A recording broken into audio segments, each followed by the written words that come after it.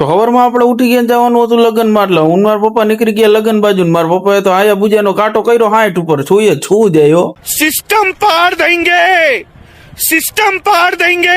પછી આપણે પહોંચી ગયા હતા લગ્ન માં, વરરાજો તો જોવો એટી કેટી માં, અરે ભાઈ લાગી હોય તો જઈને આવતો હોય તો.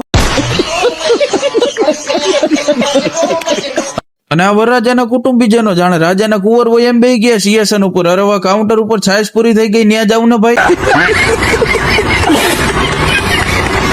આ મારા મામા છોકરો હતો ને આ બે માંથી નાનું કોણ એ જ સમજાતું નથી. वो अलग ही लेवल का बंदा था.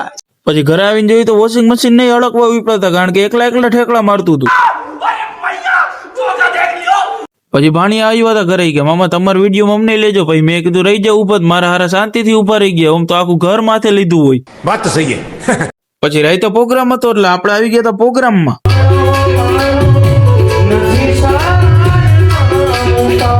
પછી મોડી રહી તો હું મારા પપ્પા નીકળી ગયા ઘર બાજુ, હવે શાંતિથી હુઈ જવાનું. खाओ माँ कसम.